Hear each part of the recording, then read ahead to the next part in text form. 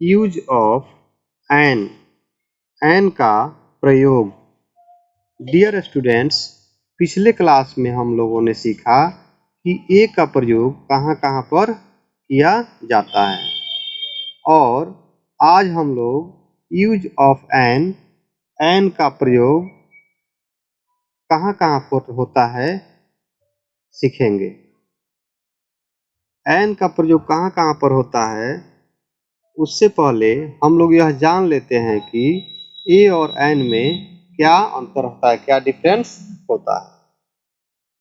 The difference between A and an, A और an के बीच जो डिफरेंस होता है उसे जान लेते हैं। पहला है A and an are indefinite articles. A और एन इंडिफिनिट आर्टिकल्स होते हैं। जैसे कि मैं पहले भी बता चुका हूँ कि आर्टिकल्स दो प्रकार के होते हैं। पहला होता है इंडिफिनिट आर्टिकल, दूसरा होता है डिफिनिट आर्टिकल। ए और एन को इंडिफिनिट आर्टिकल कहते हैं और द को डिफिनिट आर्टिकल कहा जाता है। तो ए और एन क्या हो गया, indefinite article. A and an have the same meaning. A और एन का मीनिंग सेम होता है, दोनों का अर्थ एक ही होता है। ए का अर्थ भी एक होता है और एन का अर्थ भी एक होता है। The difference depends on the sound. ये डिफरेंस जो है डिपेंड करता है साउंड पर। किसके साउंड पर? At the beginning of the word, किसी शब्द के शुरुआती जो साउंड होती है उस पर ये डिफरेंस डिपेंड करता है। If a word starts with A consonant sound, यदि कोई वर्ड कॉन्सोनेंट साउंड से शुरू होता है, ए इज यूज बिफोर इट, तो उसके पहले हम लोग ए का प्रयोग करते हैं। जैसे कोई एग्जाम्पल लेते हैं, ए cat,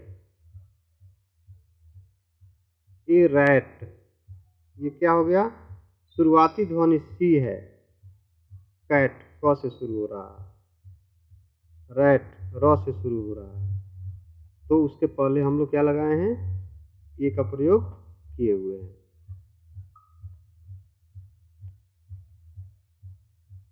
If a word starts with a vowel sound, n is used before it, यदि कोई वर्ड वॉवेल साउंड से शुरू होता है तो उसके पहले हम लोग एन का प्रयोग करते हैं। जैसे कि N import,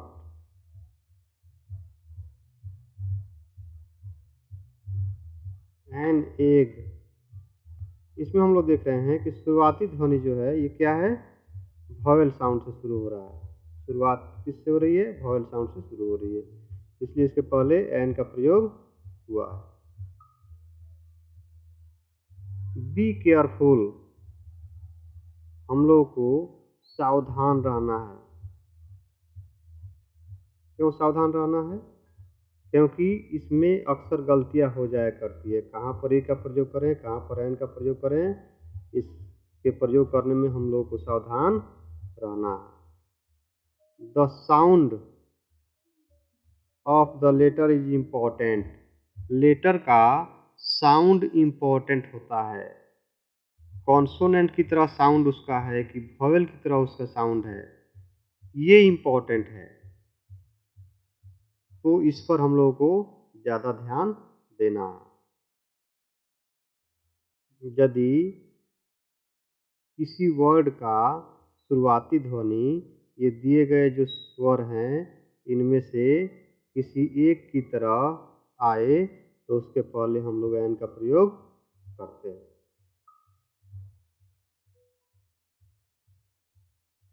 If the first letter of an English word is vowel and is pronounced like vowel, n is used before the word.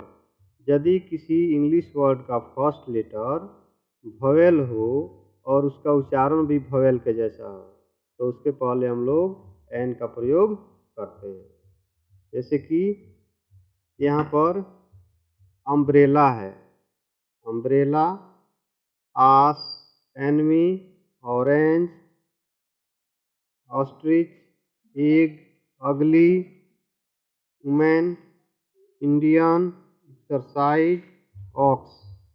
इसका शुरुआती ध्वनि आप देख सकते हैं कि अम्ब्रेला का ओ है, आस का आ है, एनमी का ए है, ऑरेंज का आ है, ऑस्ट्रिच का आ है, एग का ए है, अगली का ओ है, इंडियन का ई है, एक्सरसाइज का ए है और ऑक्स का आ है।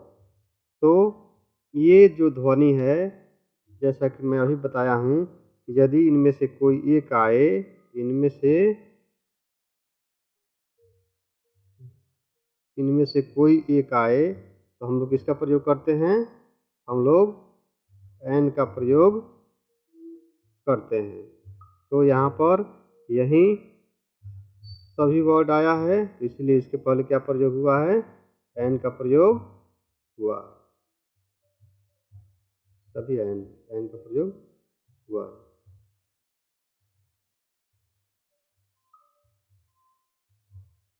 I eat an apple.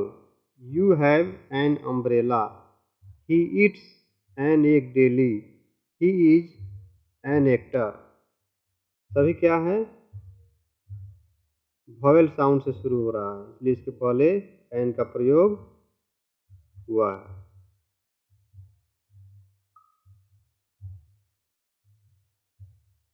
If the first letter of an English word abbreviation, मान लीजिए कोई अब्रिविएशन हम लोग लिखते हैं और उसका फर्स्ट लेटर इज कॉन्सोनेंट हो and is pronounced like vowel, और उसका उच्चारण जो है वॉवेल के जैसा हो, an is used before the word, तो एन का प्रयोग उस वर्ड के पहले होता है। कोई भी अब्रिविएशन हम लोग इंग्लिश में लिख रहे हैं और उसका उच्चारण जो है वॉवेल की तरह हो, भले ही वह लेटर शुरुआती लेटर उसका कॉन्सोनेंट ही हो, लेकिन उच्चारण वॉवेल की तरह हो, तो उसके पहले हम लोग एन का प्रयोग करते हैं। आप देखिए एग्जाम्पल में लिखा हुआ है एसडीओ। एसडीओ का शुरुआती ध्वनि किससे शुरू हो रहा है? ए से। एमएलए ए से शुरू हो रहा है, एसपी ए से शुरू हो रहा है, एनसीसी ए से शुरू हो रहा है, एम में ए से शुरू हो रहा है, एचएमटी ए से शुरू हो रहा है, एक्समस ए से शुरू हो रहा है, आरएसएस आ से शुरू हो रहा है, एक्सरे ए से शुरू हो रहा है, एफओ ए से शुरू हो रहा है, एलआईसी ए से शुरू हो रहा है, एमपी ए से शुरू हो रहा है, एनसीसी ए से शुरू हो रहा है। तो ये सभी जो है वॉवेल से शुरू हो रहा है, इसलिए इसके पहले एन का प्रयोग हुआ है। सबके पहले एन का प्रयोग हुआ। कहीं भी इस तरह का मिल जाए तो हम लोग एन का प्रयोग करेंगे, एकदम आंख मूंद करके एन का प्रयोग कर देना है। ये नहीं सोचना है कि शुरुआती लेटर जो है कॉन्सोनेंट है, उसका फर्स्ट ध्वनि वॉवेल की तरह है, तो आप आंख मूंद करके एन का प्रयोग कर दीजिएगा।